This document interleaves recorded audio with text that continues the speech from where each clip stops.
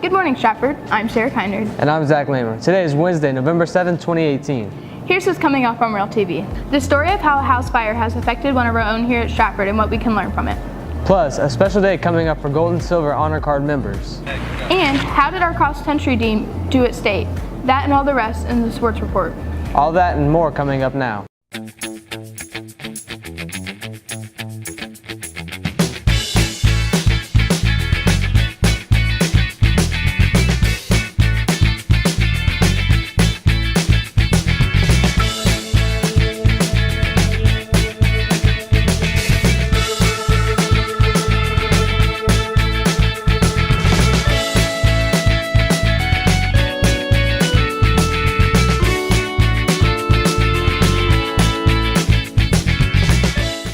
Thanks for tuning in to Real TV. Imagine losing your home and all of your physical belongings.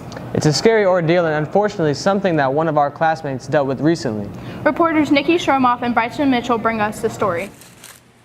This is what remains of the place the Robinson family called home. But on September 7th, a fire raged through the house, destroying everything that belonged to sophomore Morgan Robinson and her family.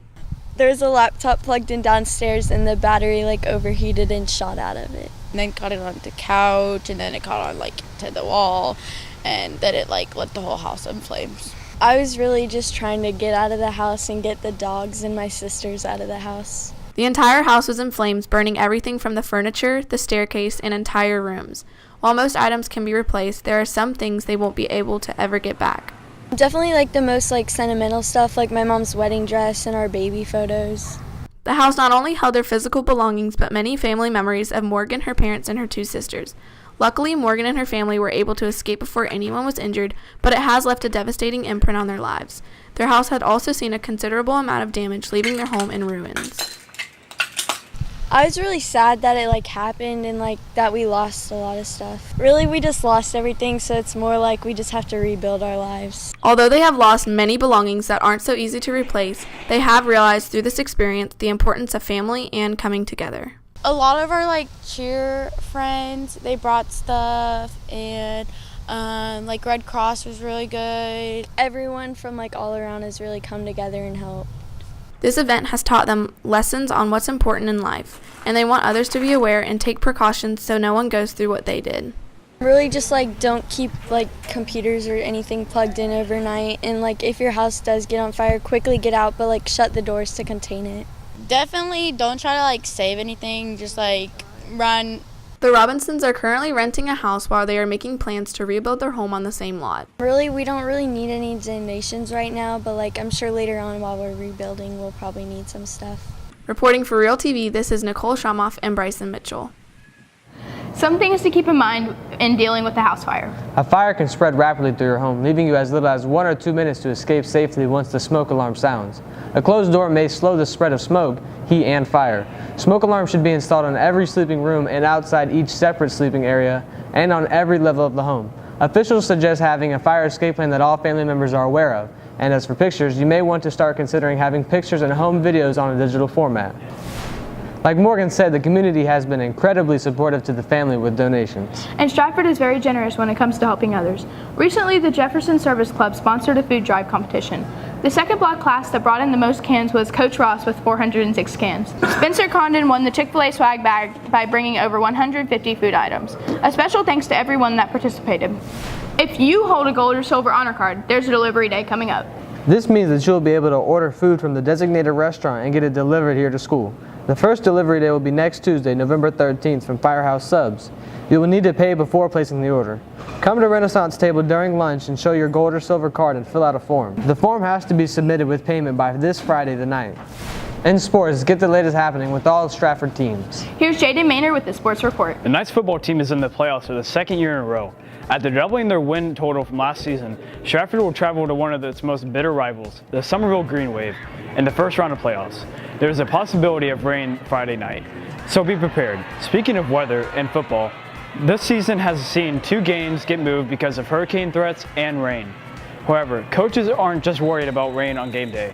Real TV reporter Shamar Winston tells us coaches have to pay attention to temperature and humidity too. South Carolina is known for its warm weather, and there can be many days when the temperature can reach around 100 degrees. Good job. No one feels the heat more than athletes and participants outside practicing on the field or court. It's not just the heat, but the combination of heat and humidity that plays a big factor. If overheated, it can lead to a stroke, which occurs when the body can no longer cool itself down. And that's where this object called wet bulb comes into play. It is a way that athletic trainer Coach Ryan measures the air to make sure the athletes aren't in danger of overheating. The wet bulb globe temperature is a combination of the radiation from the sun, the humidity, the ambient temperature, and also the wind breeze. The wet bulb allows coaches and band directors to know how much practice time they will have outside. The number that we get from our wet bulb globe measuring device correlates to a chart that allows coaches, ROTC, band, extracurricular activities to decide how much outside activity they can do. In the South specifically, it is very likely for hot and humid days, which can take a toll on the body during activities taking place outside. A heat stroke unattended to can lead to complications such as organ failure and brain damage. The purpose of the wet bulb is to prevent that from happening. While this wet bulb has many benefits for athletes, there are some drawbacks. Football player Demarius Anderson says it limits them. It's messing up schedule sometimes. We really won't be as good because we losing like practice time and time that we could be hitting. And players aren't the only ones having to adjust to the wet bulb. It presents challenges to the certain coaches as well. And it has to be taken every 30 minutes, so somebody has to go out and take it every 30 minutes. And the big challenges for the coaches are that there's actually state standards now where they're mandated to follow the guidelines. South Carolina High School League expects coaches and instructors with students who are exercising in the heat to implement the use of this. Coach Ellis has been using the wet bulb during practices for his girls tennis team this season.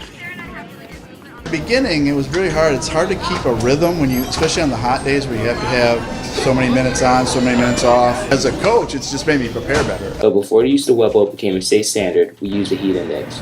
A lot of people would use the heat index, which would just be the ambient temperature and humidity. Of course, the wet bulb isn't the only measuring device to ensure athletes' safety in the heat. The coaches and players must stay hydrated, wear lighter clothing, and look out for signs of overheating. Being preventative and acting quickly can save lives. Reporting for Road TV, I'm Shamar Winston and Carlos Report. We probably shouldn't have to worry about the wet bulb delaying the Knights game on Friday night.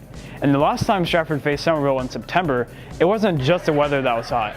Their Green Wave offense was hot, winning the game 56-17. But the Knights have gotten better over the last 2 months and will look for a better showing Friday night. Kickoff is at 7:30. We'll have a full preview of the playoff matchup on Friday's show. The Stratford boys and girls cross country teams fought through adversity this season to qualify for state, and both teams placed in the top 20 at the state meet this weekend. The boys finished 17th in state. Jack Taylor was the boys' top finisher with a 5K time of 16:52. The girls' team finished 19th and were led by Alyssa Davis with a 5K time of 20:11. Congratulations to the cross country teams. And that's all for sports. And that's it for Real TV. Have a great day.